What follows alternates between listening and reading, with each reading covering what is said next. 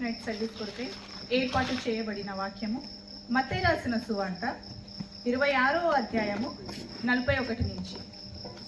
మత్తయి రాసిన సువార్త 26వ అధ్యాయము 41 నుంచి.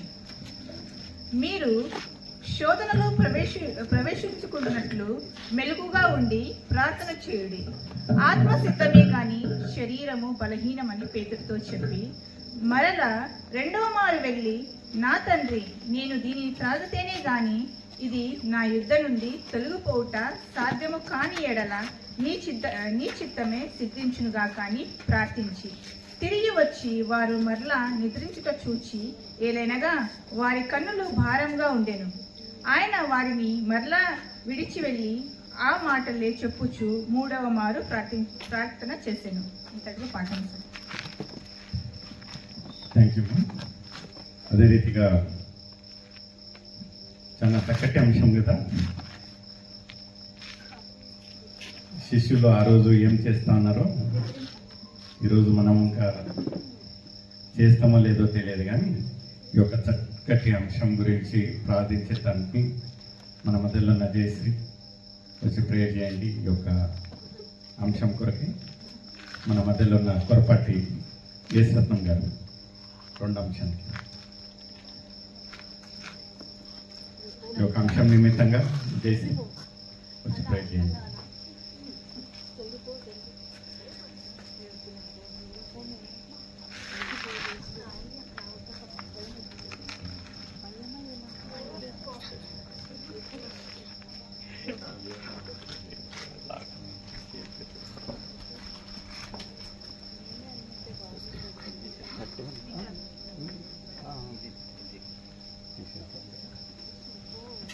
ఇది మైక్ కూర్చోండి.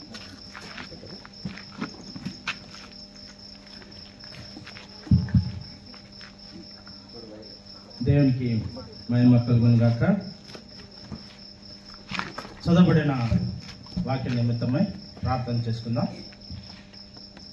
సకల ఆశీర్వాదములకు కారణభూతుడు అయిన మా ప్రియ పరలోకపు తండ్రి యేసుక్రీస్తు ప్రభువా, మీకు స్తోత్రాలు, వందనాలు, కృతజ్ఞతలు చెల్లిస్తున్నాను ప్రభువా. ఈ యొక్క గెత్సెమనే తోటలో మీరు ప్రార్థించిన విధముగా మీరు శోధనలో ప్రవేశించకుండానట్లు మెలకుగా ఉండి ప్రార్థించండి అని నీ వాక్యం సెలవించిన రీతిగా ఆ అంశమును నాయన మేము ధ్యానిస్తుండగా మాతో మాట్లాడి మహిమ ఘనత ప్రభావాలు మీరే పొందుకోమని యేసయ్య పరిశుద్ధ నామమున ప్రార్థించి అడివేడుచున్నాం తండ్రి. ఆమేన్.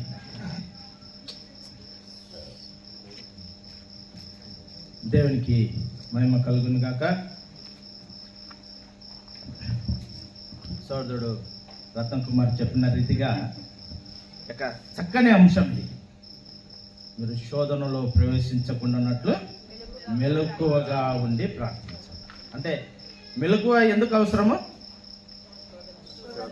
శోధనలో పడిపోకుండా ఉండాలంటే మెలకువ కలిగి ఉండాలి. మెలకువ ఎందుకు ఉండాలా? ప్రార్థించేదానికి ఉండాలి. కాబట్టి ఈ మూడు పదాలు ప్రార్థనకు ఇమిడి ఉన్నాయి. కాబట్టి యేసు ప్రభువారు ఆ యొక్క గెత్సెమనే తోటలో ప్రార్థించేవారు. యేసు ప్రభువారు వాడుకగా క్రమముగా గెత్సెమనే తోటకు వెళ్ళి ప్రార్థించేవారు. యేసు ప్రభువారు ఏకాంతముగా వెళ్ళి తండ్రితో ప్రార్థించే స్థలము గెత్సెమనే తోట. యేసు ప్రభువారికి ఎక్కువ ఇష్టమైన ప్రాంతము, స్థలము తండ్రితో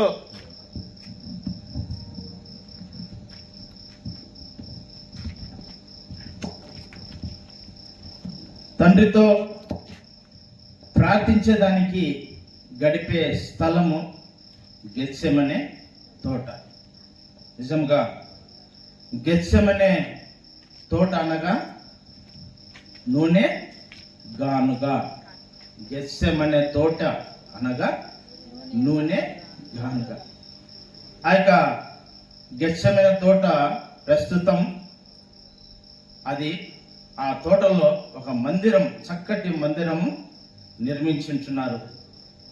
దేవుని కృప వలన 2014లో ఆ యొక్క ప్రాంతం దర్శించడము దేవుడు నాకు ఇచ్చిన గొప్ప ధన్యత.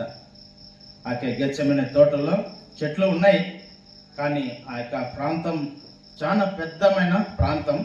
ఆ ప్రాంతంలో, ఆ తోటలో, గెత్సెమనే తోటలో దేవుని యొక్క మందిరం నిర్మించబడినది. అనేక ప్రజలు వచ్చి అక్కడ ప్రార్థించడం, దేవుని ఆరాధించడం జరుగుతూ ఉన్నది. కాబట్టి దేవుని బిడ్డలన్న మనము ఇక గెత్సెమనే తోట గురించి ధ్యానిస్తే, యేసు ప్రభువారు ఇక తెల్లవారితే సిలువ మరణానికి అప్పగింపబడతారని తెలిసి యేసు ప్రభువారు గెత్సెమనే తోటలో ప్రార్థించడము చూస్తాం.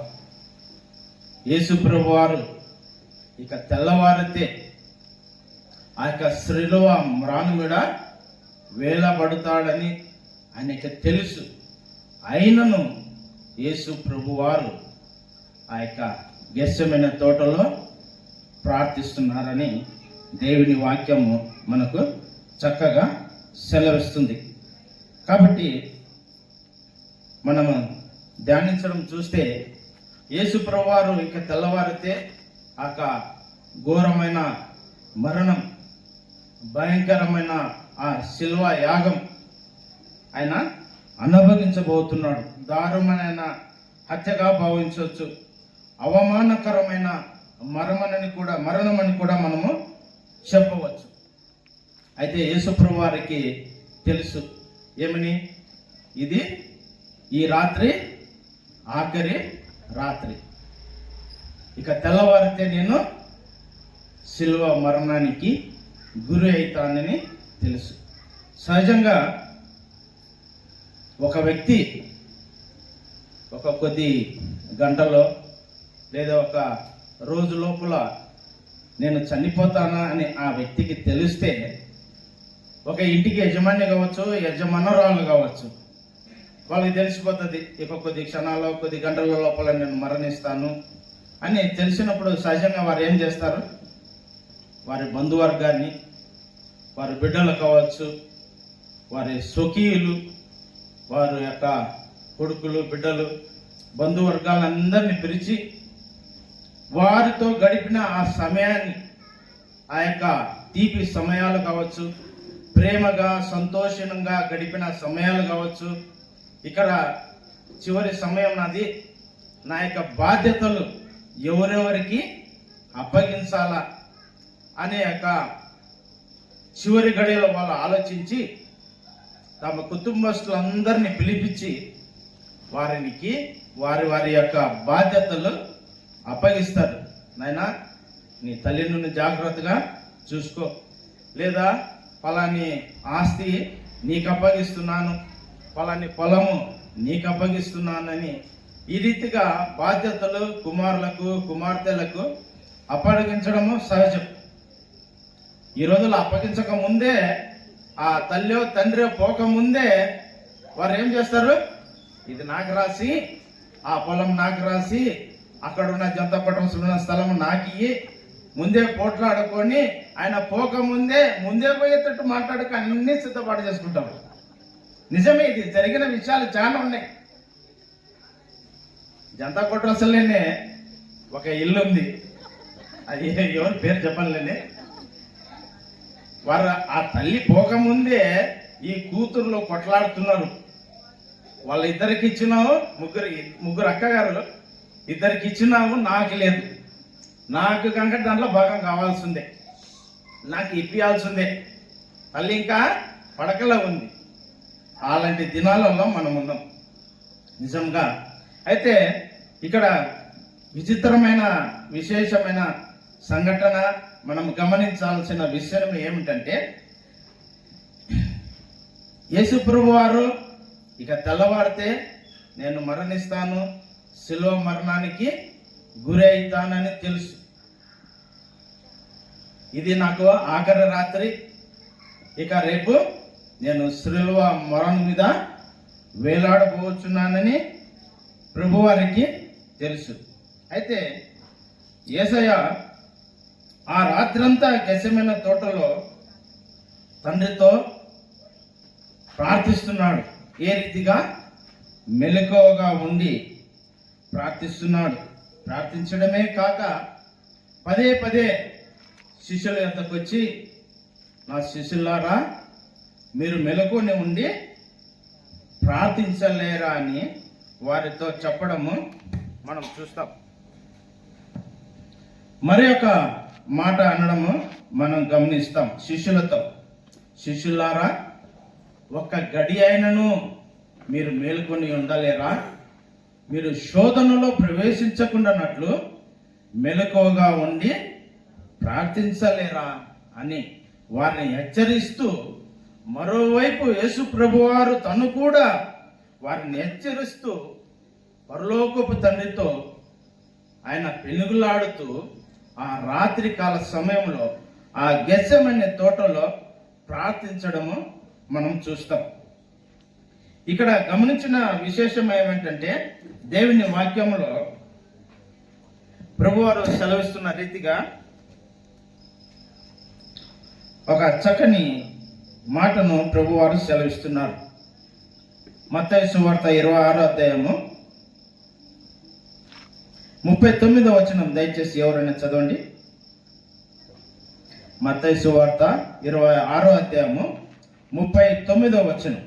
కొంత దూరము వెళ్ళి సాగిలపడి నా తండ్రి సాధ్యమైతే ఈ గిన్నె నా యొద్ద నుండి తొలగిపోను, అయినను నా ఇష్ట ప్రకారము కాదు కానీ నీ ఇష్ట ప్రకారము, నా ఇష్ట ప్రకారం కాదు, నీ చిత్తమే ప్రకారమే కానివ్వమని ప్రార్థించాడు.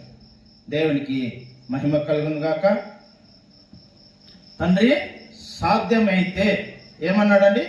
గిన్నె అన్నాడా, పాత్ర అన్నాడా? గిన్నె దేనికి సాదృశ్యమైనదంటే, శ్రమలకు, కష్టాలకు యేసు ప్రభువారు తాను ఇక ముందు అనుభవించబోతున్న ముందున్న భయంకరమైన క్రూరమైన మరణాన్ని సూచిస్తుంది. గిన్నె దేనికి సాదృశ్యం అంటే, యేసు ప్రభువారు తాను అనుభవించబోతుంటున్న ఆ యొక్క శ్రమలు, కష్టాలు, తాను అనుభవించబోతున్న భయంకరమైన క్రూరమైన ఆ యొక్క మరణానికి సూచన ఉన్నది. అదే రీతిగా ఆ గిన్నెలోనిది అనేది చూస్తే చూడండి, 40వ వచనం చూడండి. ఆయన మరలా శిష్యుల వద్దకు వచ్చి వారు నిద్రతో చూచి, ఒక గడి అయినను నాతో కూడా మేలుకొని ఉండలేరా అంటూ, ఇక్కడ 42లో చూస్తే మరలా రెండవ మారు వెళ్ళి,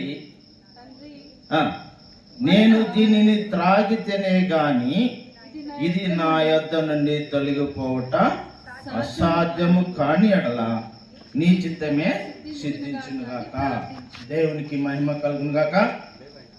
మనము ఇందాక గిన్నెను గురించి చూసాం. అది దేనికి సూచన సాదృశ్యమైన చూసాం. ఆ గిన్నెలోనిది త్రాగితే గాని, ఏమన్నాడండి? త్రాగితే గాని ఇది నా యొద్ద నుండి తొలగిపోవట సాధ్యము కాని ఎడల నీ చిత్తమే కలుగునుగాక అని ప్రభువారు ప్రార్థించాడు. ఇక్కడ కూడా ఈ గిన్నెలోనిది నేను త్రాగితే ఏమి అది గిన్నెలోదనని మనం చూస్తే, మానవ పాపానికి అంటే మనుషులు చేసిన పాపానికి చెలరేగే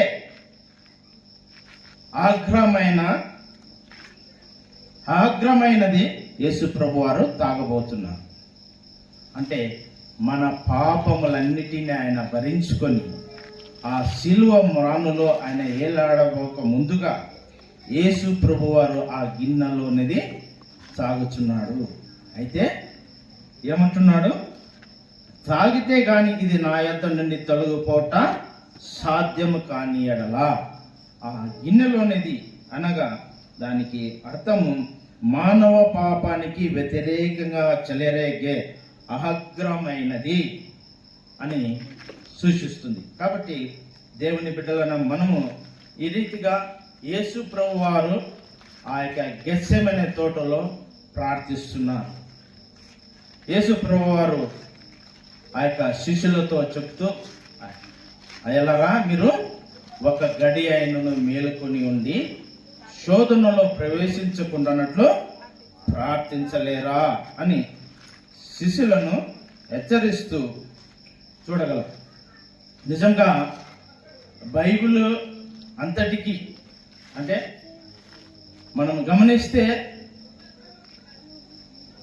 అద్భుతమైన ప్రార్థన అని మనము చెప్పవచ్చు కదా. అద్భుతమైన ప్రార్థన అని లేదా ప్రత్యేకమైన ప్రార్థన అని కూడా మనము చెప్పవచ్చు. యేసు ప్రభు వారు ఆ యొక్క గెత్సెమనెలో తోటలో ప్రార్థిస్తూ, వేదన పడుతూ, బాధపడుతూ, దేవునితో పెనుగులాడుతూ యేసు ప్రభు వారు ప్రార్థిస్తున్నారు. ఆయన ప్రార్థిస్తుండగా యేసు ప్రభు వారి యొక్క చెమట ఏమైనదండి? రక్త బిందువలే, రక్తం కాలేదు కానీ రక్త బిందువలే అయిచున్నది. కాబట్టి ఎంత వేదనతో, ఎంత దుఃఖముతో, ఎంతో బాధతో యేసు ప్రభు వారు ప్రార్థిస్తున్నాడని మనము గ్రహించగలం. అయితే దేవుని బిడ్డలమైన మనము గ్రహించాల్సిన ఆ యొక్క పాఠం గెత్సెమనే తోటలో మనకు నేర్పే పాఠం ఏమిటంటే మనము మెలకువగా ఉండి ప్రార్థించాలి. సహజమే ఒక పల్లెటూరుకు అంటే ఇది రాత్రికాల సమయంలో అక్కడ మేము పగుల పూట వెళ్ళాము. ఇద్దరము స్నేహితులం వెళ్ళాము. మొదటిగా ఒక సరుడు వాక్యం చెప్పాడు. ఆ తర్వాత రెండవ భాగం నాకు ఇచ్చారు. అంటే ఉదయం ప్రారంభమైంది, 1 గంట అయింది, తర్వాత భోజనాలు అయినాయి, తర్వాత ఒక 15-20 నిమిషాలు నాకు ఇచ్చారు. నేను గ్రహించుకున్న మొదట భాగం బాగా చక్కగా జరిగింది, బాగా దేవుని వాక్యం విన్నారు. అయితే భోజనాలు ఏర్పాటు చేశారు, బాగా అందరూ కడుపు నిండా తిన్నారు అని అనుకొని ఒక మనసులో ప్రేరేపణ మిగిలింది. అయిలారా మీరందరూ ఇంతసేపు దేవుని వాక్యం చక్కగిన్నారు, నేను కనుక నిలబడలేను, కడుపు నిండా భోంచేస్తాను, నేను కూర్చొని వాక్యం చెప్తాను అని ఒక ఉదాహరణ చెప్పిన. అయితే అక్కడున్న ప్రజలు అన్న మాట ఏంటంటే, అయ్యా సంతోషమే, నువ్వు కూర్చొని ఉండే చెప్పు, మేము పండుకొని వింటాం, వాక్యం వింటాం. ఆ రీతిగా ఈ సమయంలో చక్కని అంశం యేసు ప్రభు వారు మీరు శోధనలో ప్రవేశించకుండా మెలకువగా ఉండి ప్రార్థించండి. సహజంగా శోధన ఎవరికి రాదండి? ఒక లోక జ్ఞానం తెలిసిన ఆ పై వయసు వారందరికీ శోధన ఖచ్చితంగా రావాల్సింది. ఎక్కువ భాగం శోధన ఎవరికి వస్తుంది? విశ్వాసులకి, ప్రార్థించే వారికి. లోకరీతిగా ఉన్న వాళ్ళకి శోధన రాదు. అయితే వారికి వస్తే భయంకరంగా వస్తుంది. దేవునిలో ఉండి ఆత్మీయంగా ఎదుగుతూ మనం ముందుకు సాగుతున్న శోధనలు వస్తాయి. అయిన తర్వాత ఆ శోధనను జయించే శక్తిని దేవుడు మనకి ఇస్తాడు. ఇది ఎవరి వలన కాదు, కానీ మన ప్రభువైన యేసుక్రీస్తు నామములోనే మనము ప్రార్థిస్తే ఆ శోధనను జయించే శక్తి, ప్రార్థన శక్తి మనం పొందుకుంటాం. దేవుని బిడ్డలన్న మనము వచ్చిన శోధనలన్నిటినీ జయించాలి. సహజంగా ఒక కుటుంబంలో కానీ ఎవరైనా చెప్తే ఈ శోధనలు మాకే రావాలనైనా, వాడు తాగుతారు, అన్యాయం చేస్తారు, మోసాలు చేస్తారు, అక్రమాలు చేస్తారు, వారికి రాలేదు. కానీ నేను ఇంత ప్రార్థన చేస్తా, ఇంత వాక్యం చదువుతుంటా, క్రమంగా ఆధారం గుడికి పోతుంటా, ఈ శోధనలన్నీ మాకే రావాలన్నా, మా పిల్లలకు రావాలన్నా, మా పక్కింటలకు రాకూడదు, మా ఎదురింటలకు రాలేదే, వాళ్ళు అన్నీ చేస్తుంటారని సహజంగా వారి గురించి మాట్లాడుకుంటారు. కానీ తమ గురించి, తమ ప్రవర్తన గురించి మాట్లాడుకుంటారు. అయితే నువ్వు వ్యక్తిగతంగా నీ విశ్వాసము, నీ ప్రార్థన, నీ భక్తి ఈరోజు కాకుంటే రేపైనా ఆ శోధన నుంచి తప్పిస్తాడు. ఆ మార్గాన్ని కూడా దేవుళ్ళు నీకు బయలుపరుస్తాడు. ఇప్పుడు నువ్వు కొద్ది సమయంలో నువ్వు శ్రమ పడవచ్చు, కానీ ఆ తర్వాత నువ్వు ఆత్మీయంగా ఎదుగుతావు, ఆ శోధనని జయిస్తావు. ఆ శక్తినిచ్చేదే ప్రార్థన. కాబట్టి దేవుని బిడ్డలైన మనము గమనించాల్సిన విశేషం ఏంటంటే, ఆ యొక్క గెత్సెమనే తోటలో ఒలివ చెట్లు ఉన్నాయి. ఆ చెట్లకు కాయలు కాస్తాయి. ఆ కాయల వలన నూనె తీస్తాయి. ఆ నూనె తీయాలంటే మనందరికీ తెలిసిన విషయమే. ఇక వేరుశెనగ వచ్చిందంటే ఆ వేరుశెనగను గానుగలు వేసి దాన్ని దంచో లేదా ఆ ఎద్దును గట్టి బాగా రుబ్బితే కానీ ఆ యొక్క వేరుశెనగలన్నీ నలిగిపోయి నూనె వస్తుంది. కాబట్టి యేసు ప్రభువారు గనుక ఆ రాత్రి వేదన పడుతూ బాధపడుతూ ఆ యొక్క శిలువ మరణాన్ని జయించాలంటే యేసు ప్రభువారు ఒక గొప్ప ప్రార్థన చేస్తున్నారు. ఏంటంటే, ఒలీవ కాయలు ఏ రీతిగా అవి కోసి ఆ యొక్క గానుగలేసి దంచబడి నూనె ఏ రీతిగా వస్తుందో ఆ రీతిగా యేసు ప్రభువారు కూడా దేవునితో పెనుగులాడుతూ అద్భుతకరమైన ఆశ్చర్యకరమైన ప్రార్థన, తండ్రితో సవాసము కలిగి దేవుడు ప్రార్థిస్తున్నాడు. ఆ ప్రార్థననే ఏ రీతిగా ఆ ఒలివ కాయలు దంచబడి ఆ నూనెను తీయబడుతుందో ఆ రీతిగా ఆయన ఆ యొక్క చెమట రక్త బిందువలే కారి ప్రార్థిస్తుండగా, ఇక తెల్లవారితే ఉదయం శిలువ మరణానికి అప్పగింపబోయి ఆ యొక్క శిలువలో విజయాన్ని పొందేదానికి దేవుడు సాధించిన సాధనము ప్రార్థన. ఆ ప్రార్థనకు దొరికినది ఏంటి అంటే విజయం, జయం. అలాంటి యొక్క ప్రార్థన అనుభవము మన జీవితంలో కనుక చాలా అవసరం. అన్నీ బాగున్నప్పుడు చాలా చక్కగా సమయానికి ప్రార్థన చేస్తుంటాం. కొద్దిగా శోధన కలిగింది, కొద్దిగా శ్రమలు వచ్చినాయంటే ఈరోజు లేదు, రేపు ప్రార్థన చేసుకుంది, ఇప్పుడు ఆకలి అవుతుంది, ఇప్పుడు ఈరోజు కుటుంబ ప్రార్థన వద్దులే నాన్న, అందరు తినండి, అందరు తిని పండుకుంటారా, సహజం అనుకుంటా ఉంటాం మనసులో. ఎప్పుడైతే ఈ ప్రేరేపణ వస్తుందో అది సాతాను ప్రేరేపణే. ఇక నిద్రపోవాలనుకుంటే అది సాతాను ప్రేరేపణ. ఆ యొక్క నిద్ర ఎప్పుడు మన కౌగిటిలోనే ఉంటుందంట. ఆ నిద్ర ఎక్కడికి దారి తీస్తుంది? సాతానుకు దారి, సాతానుకు అవకాశం, నరకానికి దారి. ఆ నిద్రని కౌగిట్లించి తొలగించుకొని మనము మెలకువగలిగి ప్రార్థిస్తే ఈరోజు రాత్రి అంతా మనం నిజంగా మెలకువగలిగి దేవుని వాక్యం ధ్యానిస్తుంది మనం ధన్యులమే కదా. మత్తయి సువార్త 5వ అధ్యాయం 2వ వచనంలో యేసు ప్రభువారు చక్కని మాట, కొండ మీద ప్రసంగించిన మాట చాలా చక్కగా చెప్తున్నారు. చూడండి, ఒకసారి చదవండి. మత్తయి సువార్త 5వ అధ్యాయం 2వ వచనం చూడండి.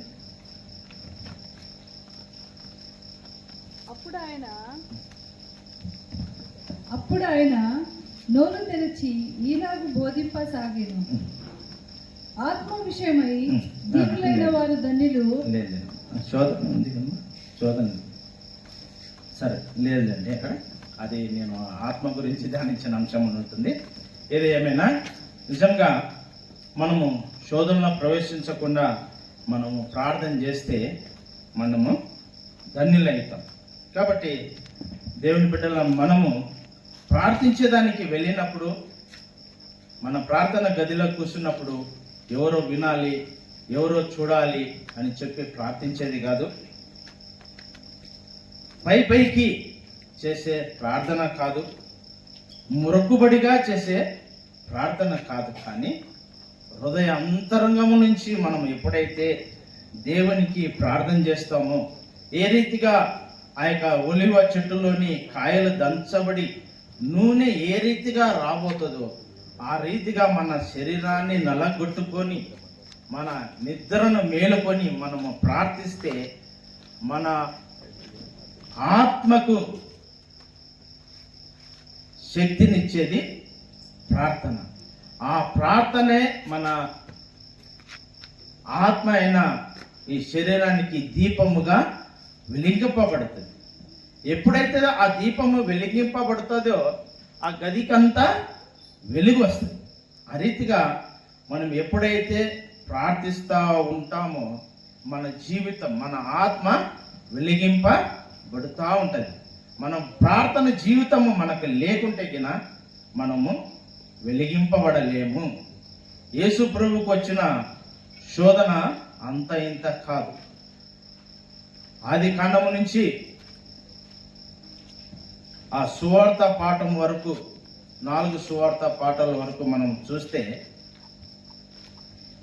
యేసు ప్రభు వారు అనుభవించినంత శోధన ఎవరో అనుభవించలేదని నేను తలస్తున్నాను. చూడండి, ఆది కాండంలో ఒక చిన్న పండు తిని హవ్వ ఆదాములో సాతానుకు దగ్గర ఓడిపోయారు. ఇద్దరు అన్నదమ్ములు ఉన్నారు. దేవునికి బలి అర్పించారు. తమ్ముని యొక్క అర్పణ దేవుడు అంగీకరించారు. కయ్యూనైన యొక్క అర్పణ అంగీకరించనందుకు అసూయపడి శోధనలో పడిపోయినట్లు చూస్తాం. నా హృదయానుసారుడైన దావీదు అని చక్కని మాటను పొందిన దావీదు, దేవుని వాక్యానుసారంగా రాజుగా ఎన్నుకబడిన దావీదు, అంతగా దేవునికితో సంబంధం కలిగి ఉన్న దావీదు ఒక స్త్రీని చూసి శోధనకు గురైపోయాడు. ఇకపోతే మనందరికీ తెలిసిన ఒక వ్యక్తి ఎవరండి? భక్తిపరుడు, దేవుని యందు భయభక్తి కలిగిన వ్యక్తి, విశ్వాసి. ఆయన లాంటి యొక్క భక్తిపరుడు ఎవరు లేడు. ఎవరండి? యోబు భక్తుడు. దేవునికి ప్రార్థించేవాడే, దేవునికి లోబడిన వాడే. ఆయనకు వచ్చిన ఆ భయంకరమైన ఆ యొక్క చర్మంలో ఉన్న కృపలను బట్టి దేవుణ్ణి దూషించలేదు, దేవుణ్ణి ఒక మాట కూడా పలకలేదు. కానీ అయితే ఇక్కడ మనము గమనిస్తే యోబు గారు అంత భక్తిపరుడైన తనను తాను శోధించుకున్నాడు. ఏమని చూస్తే ఆయనకు వచ్చిన ఆ శోధన బట్టి దేవుణ్ణి దూషించలేదు, భార్యను దూషించలేదు, ఎవరిని అనగలేదు. కానీ తనను వచ్చిన ఆ బలహీనత, ఆ శోధన బట్టి తను ఏమంటున్నాడంటే, నేను నా తల్లి గర్భములనే చనిపోయింటే మేలు అని అంటున్నాడు.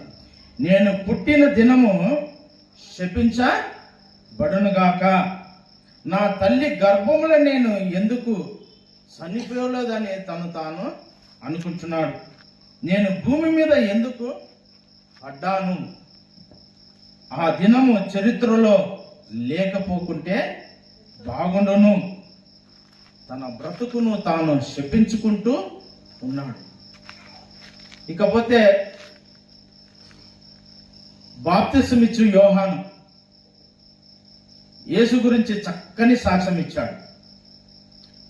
ఆయన అందరికీ బాప్తిసం ఇస్తూ యేసు ప్రభు వచ్చినప్పుడు చక్కని మాట ఏమన్నాడంటే, ఇదిగో లోక పాపములు మోసికొను దేవుని గొర్రె పిల్ల అన్నాడు.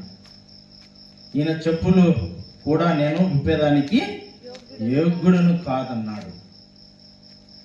ఈ రీతిగా యేసు ప్రభు గురించి చక్కని సాక్ష్యం ఇచ్చిన యోహాను ఒక సమయం వచ్చినప్పుడు చెరసాలలో వేయబడ్డాడు. అప్పుడు శిష్యులతో ఒక వర్తమానం యేసు ప్రభు దానికి పంపి, అయ్యా మెస్సయ్య నువ్వేనా, మరి యొక్క వారి కొరకు మేము కనిపెట్టాలా అనే ఒక వర్తమానం పంపిస్తాడు. అంటే అతను భక్తిగా దేవుని యందు రాకడ గురించి చెప్పాడు. ఈయనే లోక పాపం మోసుకొని దేవుని గొర్రె పిల్ల అన్నాడు. ఆయన చెప్పులు కనుక విప్పేదానికి నేను యోగ్యును కాదన్నాడు. కానీ ఒక చిన్న శోధన వచ్చింది. ఏంది ఆ శోధన అంటే, చెరసాలలో వేయించినందుకు తమ విశ్వాసాన్ని కోల్పోయి, యేసు ప్రభువా మెస్సేవు నీవేనా, మరి ఒకరి కొరకు కనిపెట్టాలా అని అతను పంపినప్పుడు, యేసు ప్రభువా అని అంటావు, నీవు రెల్లుకు గాలికి కొట్టబడు పొట్టివలే ఉన్నావని యేసు ప్రభు అంటారు. కాబట్టి ఇక్కడ మనం చూసిన వారందరికంటే, వారికి వచ్చిన శోధన కంటే యేసు ప్రభు వారిది ఏమైనా తక్కువ శోధన? యేసు ప్రభు వారికి వచ్చే శోధన ఇంత అంత కానే కాదు. ఆ యొక్క శోధన జయించేదానికి గెత్సెమనే తోటలో మనకు నేర్పే పాఠము ఆధ్యాత్మికమైన పాఠమని కూడా చెప్పచ్చు. శోధన జయించాలి అంటే మనకు ఉండాల్సినది ప్రార్థన. ఆ ప్రార్థన చేయాలంటే మనం ఏం చేయాలా? మెలకువగా ఉండాలి. ప్రభువారు నీకు నాకు మనందరికీ చక్కని పాఠము నేర్పేదంటే, మీరు శోధనలు వస్తుంది, ఆ శోధనలో మనమందరము, నీవు నేను మనందరము జయించాలంటే మెలకువ కలిగి ప్రార్థించాలని యేసు ప్రభువారు చక్కగా నీకు నాకు మనందరికీ హెచ్చరిస్తున్నారు. కాబట్టి ఆ యొక్క గెత్సెమనే తోటలో ఆ ఒలీవ కాయలు కాసినప్పుడు వాటిని తీసి ఆ గానుగలు వేసి దంచి, ఆ గానుగల నుంచి ఆ కాయల ద్వారా నూనెను ఏ రీతిగా స్వీకరిస్తారో ఆ రీతిగా యేసు ప్రభువారు ఆ గెత్సెమనే తోటలో తన్ను తాను నలుగగొట్టుకొని, తన్ను తాను తగ్గించుకొని, ఆ యొక్క గెత్సెమనే తోటలో దేవునితో వెనుగులాడుతూ, వేదన పడుతూ, బాధపడుతూ, శ్రమ పడుతూ, చెమట రక్త బిందువులే కారే రీతిగా ఆయన ప్రార్థించాడు. ఈనాడు నీవు నేను కూడా మనం ప్రార్థన పరులముగా ఉండాలి. ఒక కుటుంబం కట్టబడాలన్నా, ఒక పిల్లల భవిష్యత్తును మనం సరిదిద్దాలన్నా, మన బలహీనతలు మన నుంచి దూరం చేసుకోవాలన్నా, మనకు వచ్చే శ్రమలు శోధనల నుంచి మనము విడిపింపబడాలంటే నీకు నాకు మనందరికీ కావలసినది ప్రార్థన. ఆ ప్రార్థనను పొందుకోవాలంటే మెలకువ కలిగి ప్రార్థించాలి. ఆ రీతిగా ఆ ఒలీవ కాయలు ఏ రీతిగా అవి ఆ యొక్క గానుగలు వేసి నూనె తీస్తారో ఆ రీతిగా మన శరీరాన్ని కూడా నలుగగొట్టుకొని ప్రార్థనలో మనము ముందుకు సాగాలి. కాబట్టి దేవుని బిడ్డల మనము వారికి వచ్చిన శోధన మనకేమీ అంత పెద్దది ఏమీ కాదు. ఈనాక మనం ధ్యానించిన రీతిగా మన ఇంటి వారే, మన తోడబుట్టి వారే, మన రక్త సంబంధులే, మన స్వకీయుల దారినే మనకు ఎక్కువ భాగం శోధనలు వస్తాయి. ఊరికే పేరుకు సాతాడని వాని పేరు చెప్తుంటాం, కానీ మన క్రియల వలన మనమే శోధనలో పడిపోతుంటాం ఎక్కువ. మధ్యలో వాడిని తెచ్చి వాడిని పెడతా ఉంటారు, సాతానుడు అట్లా చేసినాడు ఇట్లా చేసినాడు. మన క్రియలు, మన ప్రవర్తన, మన ప్రార్థన చక్కగా ఉంటే ఎవరు కూడా మనల్ని ముట్టలేరు. మనలో ప్రార్థన శక్తి ఉంటే, మన ఆత్మ దీపం వల్లే ప్రార్థన వల్లే వెలిగింపబడితే ఏ శోధన మన దగ్గరికి రాదు. మన కుటుంబాన్ని కూడా ఆవరించదు. పగలు ఎండ దెబ్బైనాను, రాత్రి వెన్న దెబ్బలైనాను తగలకూడదు. నువ్వు పోయినప్పుడు వచ్చినప్పుడు దేవుడు నీకు తోడై ఉంటాడు. కాబట్టి మెలకువగా శోధన, మెలకువ ప్రార్థించాలంటే మెలకువ ఉండాలి. ఏ రీతిగా మెలకు ఉండాలా? అందరికీ తెలిసిన విషయమే, అందరూ ధ్యానించిన విషయమే. మెలకువ ఉండాలా. కొన్ని ఎవరి వల్ల ఉండాలా? మనం బైబిల్లో మనం చూస్తాం కదా, మత్తయి సువార్త 25వ అధ్యాయంలో చూస్తాం. ఎంతమంది? 10 మంది కన్యకులు వెళ్ళారు. అయితే 5 మంది సిద్ధపడ్డారు, 5 మంది సిద్ధపడలేదు. అంటే ఈ 5 మంది ఏ రీతిగా సిద్ధపడ్డారు? వాళ్ళ దివిటిలో ఆరిపోకుండా ముందుగానే సిద్ధపడి నూనెను తీసుకొని వెళ్ళి వాళ్ళు మెలకువ కలిగి ఉన్నారు. పెళ్లి కుమారుడు ఎప్పుడు వస్తాడో, ఏ గడియలు వస్తాడో, ఏ సమయంలో వస్తాడో, పగలు వస్తాడో, రాత్రి వస్తాడో, మధ్యాహ్నం వస్తాడో, వేకువజామున వస్తాడో తెలియదు. కాబట్టి ఆ యొక్క కన్యకలు సిద్ధపాటు కలిగి వాళ్ళ దివిటిలో ఆరిపోకుండా వారు నీళ్ళను తీసుకొని వెళ్ళారు. 5 మంది బుద్ధి లేని వారు దివిటిలో ఆరిపోయినాయి. బుద్ధి గల కన్యకలు వారి దివిటిలో ఆరిపోతుండగా ఆ నూనె సిద్ధపరచుకున్నారు. పెళ్లి కుమారుడు వచ్చారు, మెలకుకున్నారు. వారితో కూడా యేసు ప్రభు వారితో వెళ్ళారు. తలుపు వేయబడ్డని. ఈనాడు మనము కూడా మెలకువగా ఉంటున్నామా? ఎంతవరకు మెలకువ ఉంటున్నాం? 1 గంట, 2 గంటల మెలకువ అంటే నిద్రపోకుండా ఉన్నామని కాదు, ఆత్మీయంగా మనం మెలకువగలిగి ఉండాలి. చిన్నప్పుడు పిల్లలను లేపి రే ఏబిసిడీలు చెప్పరా అంటే పటపట చెప్తారు. నిజంగా ఈరోజు ఏబిసిడీలు చెప్పమంటే మొబైల్లో చూసినవి టకటక చెప్పేస్తారు. నాకే రాదు మొబైల్ నడిపేదానికి. ఈ మధ్య చిన్నపిల్లలు వాళ్ళ చక్కగా డాడీ అది చేయాలి, ఇది చేయాలి అన్నీ నేర్పిస్తూ ఉంటారు. అంతగా పిల్లలు ఈరోజు ఎదిగిపోతున్నారు. ఏంది? లోకానుసారంగా. ఆత్మీయంగా మాత్రము పిల్లలు ఎదగడం చాలా కష్టమైపోయింది. ఎప్పుడైతే ఈ మొబైల్ చేతికి వచ్చినాయో, అందుకే ఆ యొక్క యోగు గ్రంథంలో చక్కని పదం ఏమంటున్నదే, నీ చేతుల్లోని పాపము నువ్వు విడిచిపెట్టాలా. నీ చేతిలో ఏముంది? మన చేతిలో ఇప్పుడు ఎక్కువ భాగం 24 గంటలు మొబైల్ ఉంటుంది. మా డ్యూటీ దగ్గర ఒక అతను ఉన్నాడు. ఆయన ఆ గేటు మొదలు పెట్టినంటే మొబైల్ పట్టుకొని మాట్లాడుతూనే ఉంటాడు. ఆఫీసులో కూర్చున్నా మాట్లాడుతూనే ఉంటాడు. తిరిగి ఇంటికి పోయేటప్పుడు కనుక మొబైల్లో మాట్లాడుతుంటాడు. నేను చూసి చాలా రోజులు చూసి, సార్ ఆ మొబైల్ కన్నా కొద్దిగా రెస్ట్ లేదా నీ చెవు కన్నా రెస్ట్ సార్ అని చెప్తాంట. ఏనేసి ఇలా భర్త నీరుతో మాడతానే ఎక్కువ అని అంటాడు. ఎంతవరకు? దానికి ఒక హద్దు, ఒక సమయం అని ఉంటుంది మాట్లాడేదని. ఆ రీతిగా కాకుండా మనము ప్రార్థన పరులముగా ఉండాలి. శోధనలు వస్తాయి. ఆ శోధనలు జయించాలంటే ప్రార్థించాలంటే మెలకువగా ఉండాలి. కాబట్టి ఒక అంశం చక్కగా చూసాం కదా, ఏ రీతిగా మెలకు ఉండాలనేది. బుద్ధి గల కన్యకల వల్లే మెలకువ ఉండాలి. ఈ రాత్రే అనుకోండి, ఇప్పుడు పగులే దొంగతనం జరుగుతుంది. మా సహోదరుడు ఇంట్లోనే పట్ట పగులే 50 లక్షలు దొంగతనం అయిపోయింది. ఇద్దరు డ్యూటీకి వెళ్ళారు. వాళ్ళు చూసి వెనక నుంచి ఒక చిన్నది బారేసి తీసి లోపల ఉన్న డబ్బులన్నీ తీసుకొచ్చారు. పట్ట పగులే చూస్తుండగానే దొంగతనం జరుగుతుంది. ఇక రాత్రిలో అప్పుడు జరిగేది ఇప్పుడు పట్టపగులే జరుగుతున్నాయి. రోడ్డు మీద పోతేనే దొంగతనం జరుగుతున్నాయి. అంటే దొంగ ఎప్పుడు వస్తాడో, ఏ సమయంలో వస్తాడో తెలియదు. కాబట్టి ఆ దొంగతనం జరగకుండా ఉండాలంటే మనం ఏమేం గల మెలకువగా ఉండాలా, జాగ్రత్తగా ఉండాలా. అంటే ఆ డబ్బు పోవాలని కాదు, ఆ దొంగలు రావాలని కాదు, కానీ మనము ఆత్మీయంగా మెలకువగా ఉండాలా అనేదే దేవుని వాక్యం మనకు సెలవిస్తుంది. ఎంతవరకు మనము ఆత్మీయంగా మేలు కలిగి ప్రార్థిస్తున్నాం, ఎంతవరకు మనము భక్తిగా ప్రార్థిస్తున్నాం, విశ్వాసంగా ప్రార్థిస్తున్నాం, సమయం దొరికినప్పుడల్లా మనం ప్రార్థిస్తున్నామా లేదా ఒకసారి గ్రహించండి. చివరిగా ఇంకొక వాక్యం 1 పేతురు 5వ అధ్యాయము 8వ వచనంలో మనం చక్కగా చూస్తాం కదా. ఒక చక్కని మాట ఉంది చూడండి. 1 పేతురు 5వ అధ్యాయం 8వ వచనం.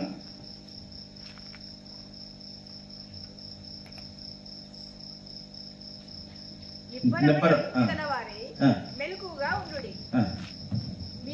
మీ విరోధి అయిన అపవాది గర్జించు సింహం వలె ఎవరిని మృంగుదమా అని వెతుకుచూ తిరుగుచున్నాడు.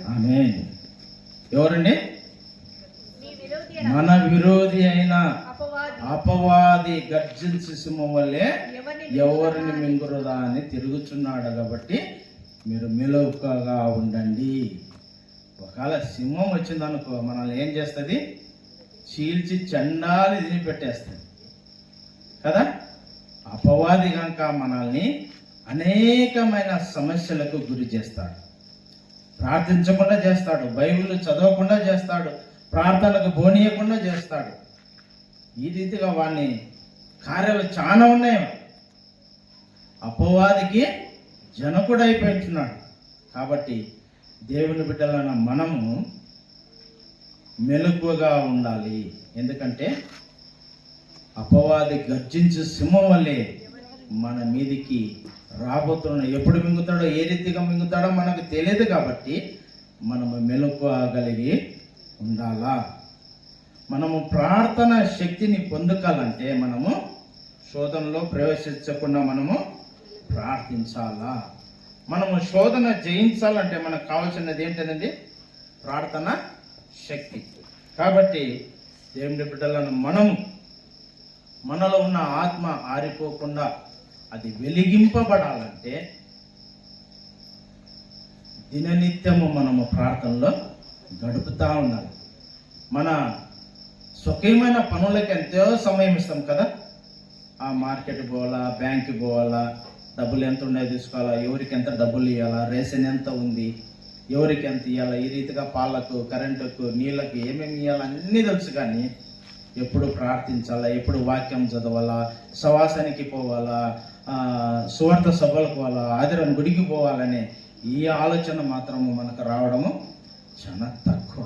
కాబట్టి దేవుని బిడ్డల మనము ఈ యొక్క గెత్సెమనే తోట మనకు నేర్పే పాఠం ఏమంటే, దేవుని బిడ్డలన్న మనం యేసు ప్రభువారు ఏ రీతిగా అయితే ఆ యొక్క శోధనని జయించాడో, ఇక తెల్లవారితే తన శిలువ మరణాన్ని అనుభవించబోతున్నాడు, ఆ యొక్క శిలువ మరణం మీద వేలాడబోతున్నాడు అంటే ఆయన ఆ శిలువ మరణాన్ని జయించేదానికి ఒక్కటే ఒక కారణము, యేసు ప్రభువారు గెత్సెమనే తోటలో ప్రార్థించిన ప్రార్థన. దేవుని బిడ్డల మనం కూడా యేసు ప్రభువారిని అనుసరించి, అందుకని దేవుని వాక్యం సెలవిస్తుంది, మనము తన అడుగుజాడలో నడవాలని, క్రీస్తును పోలి నడవాలి అని దేవుని వాక్యం సెలవిస్తుంది. కాబట్టి దేవుని బిడ్డలన్న మనము ఆ యొక్క యేసు ప్రభువారు గెత్సెమనే తోటలో ప్రార్థించే విధానముగా మనము కూడా మెలకువగలిగి శోధనలో ప్రవేశించకుండా ఉండాలంటే మనం ప్రార్థించాలని దేవుని వాక్యం చక్కగా మనకు సెలవిస్తుంది. ఇది అనుకూల సమయం కాబట్టి మనం సమయాన్ని సద్వినియోగం చేసుకుంటూ ప్రార్థించేదానికి దిననిత్యం ముందుకు సాగాలని దేవుని వాక్యం సెలవిస్తుంది. దేవుడి ఈ వాక్యాన్ని దీవించి ఆశ్రయించండి.